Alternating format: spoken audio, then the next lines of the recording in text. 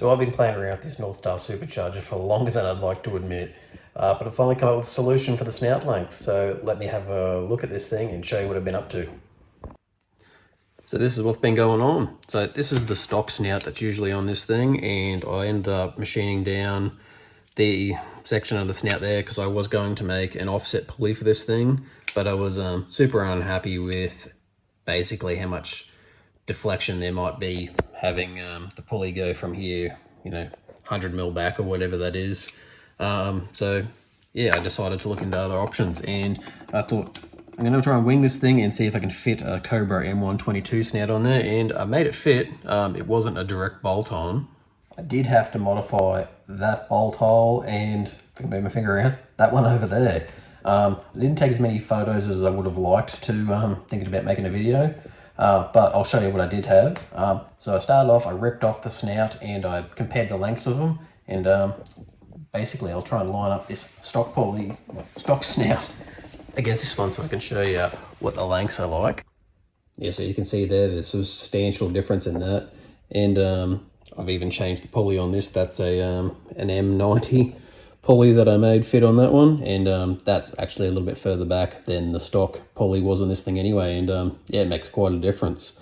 So essentially I end up pulling this snout off, and I traced this flange here.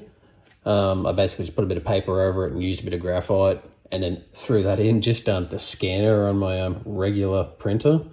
And then from there I threw it into CAD and then 3D printed the flange, and I laid that over the top of this one. I'll show that.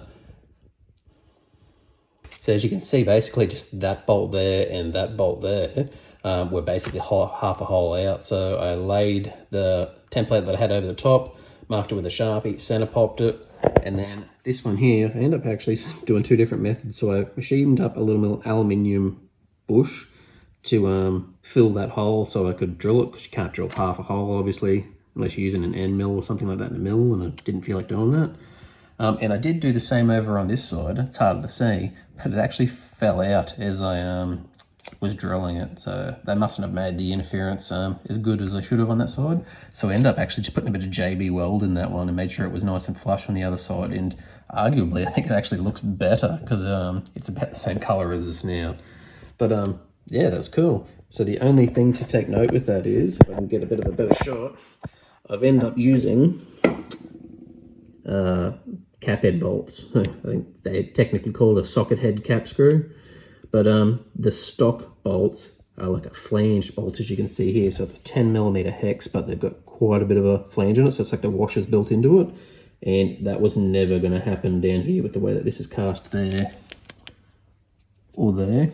So yeah, cap head bolt actually is a perfect fit. I was worried that I was going to have to die grind a little away. You can actually see my Sharpie mark there, but I didn't have to do anything. It just fit straight on there. So with that snout fitted on there, one step closer to getting this thing on the car. So I sat down and I worked out what the distance was from the crank center line on my 1UZ to the snout for this essentially. I just measured the center line on the car currently back to, it was like the front bolt on the lower manifold flange, and then from there I basically took reference of that hole there to the center line of this pulley here, did a bit of math, and then worked out how far I needed to move that thing. So that's all done now. I've actually drawn up the manifold on Fusion 360 already, and I've basically got that printing out on the printer now to do a bit of a mock-up. The only other modifications I'll show you quickly to this blower, I didn't talk about it much in the other video, but you can see here I milled away that section on the bypass valve housing essentially. It just had like a barb on it that would have gone to the like the brake booster, I imagine, and I'll end up getting that back in reference from somewhere else on my car. I just wanted to delete that so we can have this thing sit as low as we can, because you can imagine this thing's actually upside down at the moment. But yeah, it was easy enough. I just tigged in a little plate and it looks good.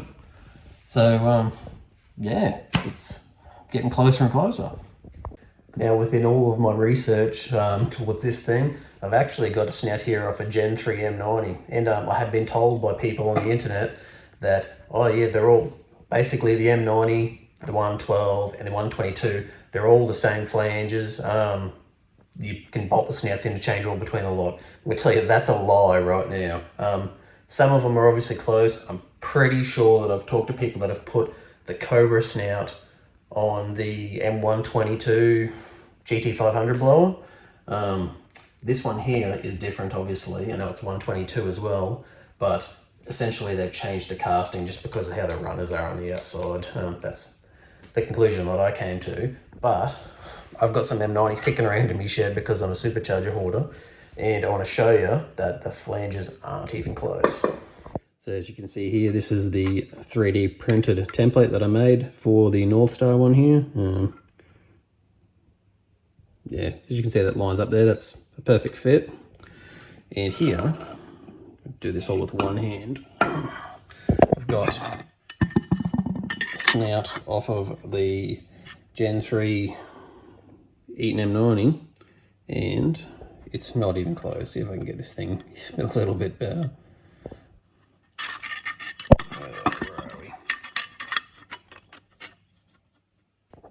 Right, there we go. So we essentially got that hole there and that hole there lined up. Nothing lines up at the top here. And we've got half a hole there almost, and a little bit out on that one too. So, I mean, that thing's way out. Like, I know people have said that they've tried to basically re-drill their snout to match that like I did. But that thing's that far out, that's insane. Like, you can see there that the flange is basically not even being covered there. Like, I doubt that would seal very well.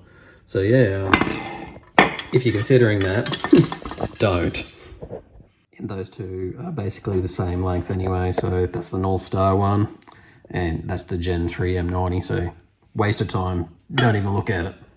But yeah, essentially, if you want to shorten this thing up, from my knowledge anyway, this is probably the way to go. So yeah, I hope that's been helpful. So if you're still hanging around, thanks for watching. In the next video, I'll end up having this manifold all printed out, and we'll throw it on the car and design the intake elbow for the back. And then this thing is essentially done. So thanks for watching, and I'll see you in the next one. Bye for now.